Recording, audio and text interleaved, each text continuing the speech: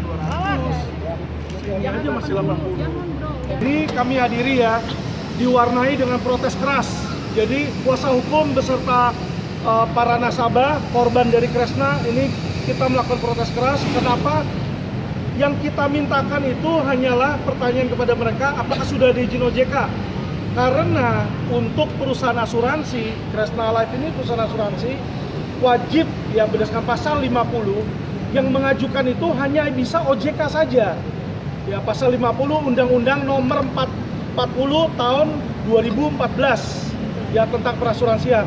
Jadi bila ada yang mengajukan orang lain dan disetujui oleh hakim, kita bingung ini ada apa putusan yang seperti itu, ya kan? Nah, dugaan perbuatan melawan hukum yang terjadi kita tanyakan di depan persidangan, mereka nggak bisa jawab dan tidak mau jawab. Alasannya mereka tidak perlu menjawab. Ini kan aneh.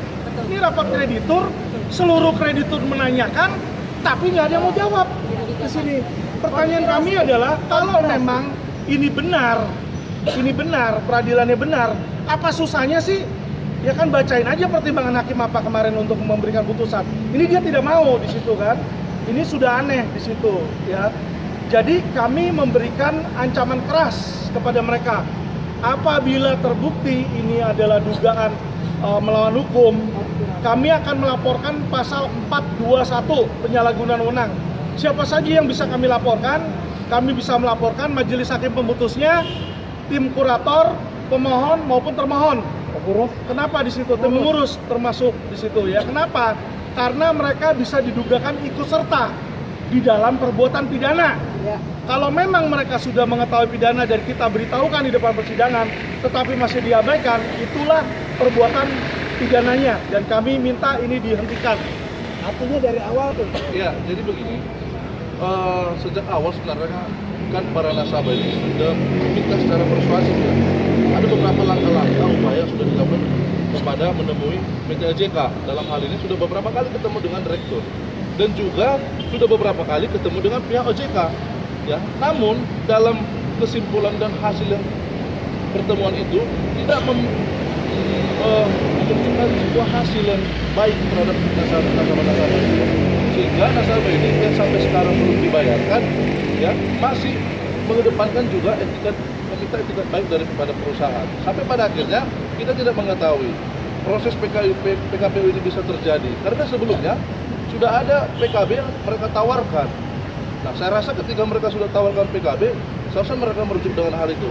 Tapi menjadi catatan adalah dalam keputusan-keputusan yang dikeluarkan oleh OJK, kita masih ingat bahwa tanggal 5 Agustus dengan keterangan surat tanggal 3 Agustus, OJK mengeluarkan pembatasan kegiatan usaha. Tapi OJK tidak menerangkan apa dasar-dasar latar belakang mereka mengeluarkan pembatasan itu, ya, sehingga nasabah juga mempertanyakan hal itu. Nah, tidak adanya penjelasan dari pihak OJK terkait dengan pembatasan, pertanggal 4 November mereka mengeluarkan pencabutan kegiatan usaha, ya. Ada ambigu. Nah, karena begini, dalam surat 5 Agustus mereka juga tidak lanjuti dengan surat keterangan pers mereka bahwa ada 6 poin yang OJK perintahkan kepada asuransi jiwa Kresna, bahwa mereka harus melunasi dan berkomunikasi dengan pihak nasabah dalam pemenuhan hak-hak para nasabah. Tapi ini tidak dilakukan. Lalu kemudian yang menjadi ambigu lagi, ketika sudah dicabut per 4 November, kemarin juga OJK mengeluarkan surat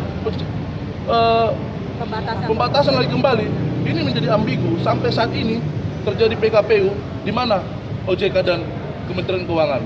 Karena begini, dasar hukumnya adalah dalam terjadinya PKPU, apabila ada perusahaan asuransi dalam pasal 223 ya, ayat junto pasal 2 ayat 5, bahwa jelas di situ disebutkan pemohon PKPU dan kepalitan yang berhak hanya Menteri Keuangan, itu di Undang Kepalitan.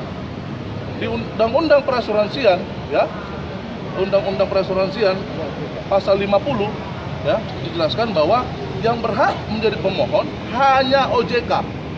Hari ini kita dipertontonkan dengan hukum yang amburadul, saya kira. Ya, ada putusan tapi tidak berpatokan kepada ketentuan hukum yang berlaku. Ya, jadi perlu dipertanyakan ada apa. Ada apa PKPU hari ini? Apakah ini semua by design?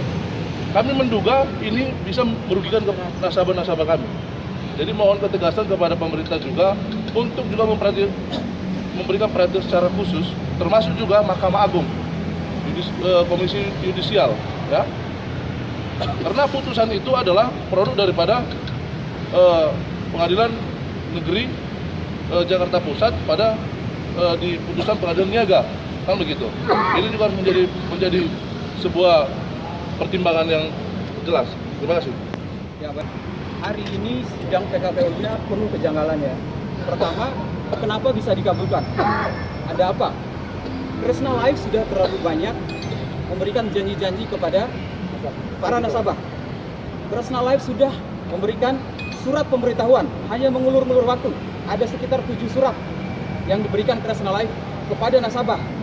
Tiba-tiba sekarang muncul PKPU. Ada apa? Oleh karena itu kami sampaikan, sidang pada hari ini kami akan cross-check lagi. Ada apa sesungguhnya, kenapa bisa putusan PKPU-nya dikabulkan? Ya, permohonan PKPU-nya dikabulkan. Dan kalau ada hal-hal yang janggal, kami akan melaporkan ini kepada Komisi Yudisial. Sudah dilaporkan ke Komisi Yudisial, kemudian Badan Pengawas Mahkamah Agung, dan kemudian ke Komisi 3 DPR RI. Dan apabila ada dugaan tindak pidana, maka orang-orang ini harus bertanggung jawab. Oknum-oknum ini harus bertanggung jawab. Ini menyangkut asuransi. Kita lihat dalam kasus Jiwasraya misalnya. Ini sangat berbahaya. Kami juga meminta kepada Bapak Jokowi selaku penguasa tertinggi di negeri ini, silakan diperiksa OJK. Ada apa OJK? Yes. Mengapa dia malah mencabut sanksi, kemudian dia mengeluarkan lagi sanksi, sementara kewajiban kepada para nasabah belum dilunasi? Ada apa? Ada konspirasi. Ada sesuatu agenda yang tertentu. Saya minta KPK bila perlu cross-check orang-orang ini, periksa OJK. Ini kelemahan regulator di negeri ini. Regulator sangat tidak berfungsi dengan baik. Terima kasih. Saya satu lagi saya ada. Tanggal 3 Desember kemarin, klien saya dikirimin satu surat, judulnya Perjanjian Kesepakatan Bersama, katanya PKB. Ternyata perjanjian kerjasama bersama itu hanya sepihak dari beliau. Kalau judulnya perjanjian, itu harusnya apa? Harusnya bersama kedua belah pihak. Makanya saya usulkan kepada AJK, jangan menjual suatu kalimat perjanjian ternyata dibuat sepihak. Kalau memang itu mau dibikin, judulnya adalah pengakuan hutang ataupun sanggup membayar. Ya, klien saya membayar uang kepada AJK itu dengan sungguh-sungguh ya, dengan benar. Tetapi untuk mengambil uang kembali nggak bisa. Dan dibuatkan perjanjian kesepakatan bersama. Yang harusnya itu adalah judulnya kesanggupan membayar. Jangan membuat perjanjian kesepakatan bersama. Ini salah satu kesalahan kejanggalan yang saya dapat di dalam menyelesaikan permasalahan Kresna Jiwa asuransi. Artinya yang Ibu lihat, menyelesaikan sebagai pengawas di mana letaknya persoalan mengeluarkan satu perjanjian secara publik tetapi hanya sepihak. Harusnya judulnya adalah kesanggupan membayar hutang kepada nasabah, kreditur, debitur membayar hutang kepada kami. Itu judulnya. Itu saja dari saya. Turunin aja. Ini dia. Bu Santi. Hari ini sidang rapat pertama PKPU-nya itu benar-benar mengecewakan, Pak. Ya. Jadi tadi memang yang menjadi pertanyaan terbesar kami itu kan adalah sebenarnya apa yang menjadi dasar dikabulkannya PKPU ini. Karena kami dari awal itu kami merasa kami terlindungi dengan Undang-Undang 40 tahun 2014 yang menyatakan bahwa hanya OJK yang bisa melakukan permohonan terhadap pilot dan PKPU. Dan saat ini mediasinya masih terus berlanjut, Pak. Ya, jadi karena justru dengan pertimbangan mediasi masih berlanjut dan terhadap sebagian nasabah yang sudah sepakat dengan perjanjian PKB itu, mereka merasa sudah mendapatkan solusi, maka kami terus terang tidak mengantisipasi bahwa ternyata pengadilan bisa mengeluarkan suatu keputusan yang mengabulkan PKPU ini. Maka yang pertama-tama kami tanyakan tadi adalah apa yang mendasari pengadilan itu untuk memutuskan. Tapi terus kemudian kami minta supaya dibacakan saja. Itu tidak mau dibacakan dengan dalih kami harusnya bisa meminta sendiri keputusannya, gitu ya. Nah, di situ tadi memang agak banyak dorongan atau desakan dari nasabah untuk membacakan, tapi tidak mau karena yang menjadi kebingungan adalah apakah permohonan ini memang sudah memenuhi semua persyaratan hukumnya, di mana harus ada izin atau persetujuan dari OJK. Nah, oleh sebab itu tadi kami sudah sudah memasukkan surat keberatan langsung kepada tim pengurusnya, menyatakan bahwa kami menolak PKPU dan kami mohon untuk dihentikan. Dan setelah ini kami juga sudah mempersiapkan surat berikutnya untuk disampaikan kepada Majelis Hakim Pengadilan Niaga yang mengeluarkan putusan telah tersebut. Jadi intinya menolak. Dengan adanya PKPU ini dikabulkan, sekarang Kresna benar-benar menyatakan tidak akan melakukan pembayaran bahkan terhadap nasabah-nasabah yang sudah sepakat terhadap PKB ini. Jadi pada intinya semua nasabah dirugikan, Pak. Yang belum mendapatkan kesepakatan dan tengah bermediasi itu langsung berhenti. Yang sudah sepakat dan menandatangani perjanjian bilateral tersebut pun sudah tidak menerima pembayaran. Gitu. Jadi oleh sebab itu kami mendorong OJK untuk jangan hanya sekedar menjadi fasilitator seperti yang mereka sebutkan di dalam 3 pertemuan, 2 tatap muka dan 1 Zoom, di mana mereka mengatakan sebagai fasilitator, dan saya ingatkan atas tupoksinya di Undang-Undang 21 bahwa mereka itu bukan hanya sebagai fasilitator, tapi mereka itu mulai dari pemberian izin, kemudian mereka melakukan pengawasan, dan mereka itu seharusnya melakukan perlindungan. Itu yang kami tuntut kepada OJK, melakukan perlindungan manakala perlu, melakukan semua gugatan hukum untuk memastikan kami tidak ada kerugian apapun dari sisi pemegang polis.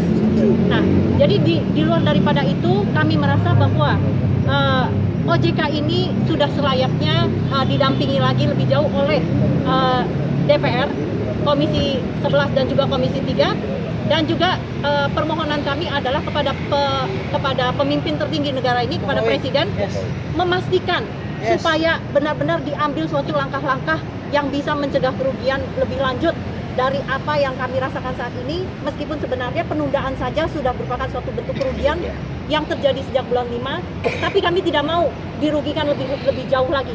Negara harus melindungi kami. Jadi Bu, tapi lebih jauh daripada itu, kami mohon kepada pemimpin tertinggi negara ini untuk benar-benar melindungi kami dan secara serius uang masyarakat, uang rakyat, menginstruksikan kepada semua lembaga menempuh semua cara yang bisa dilakukan guna memastikan tidak terjadi kerugian pada pemegang polis yang mana disampaikan itu jumlahnya sekitar 8.900 pemegang polis, 11.000 polis. Ibu sendiri Kepala berapa? Nama siapa? Saya, keluarga saya ada 1 miliar, adik saya 2,25 miliar.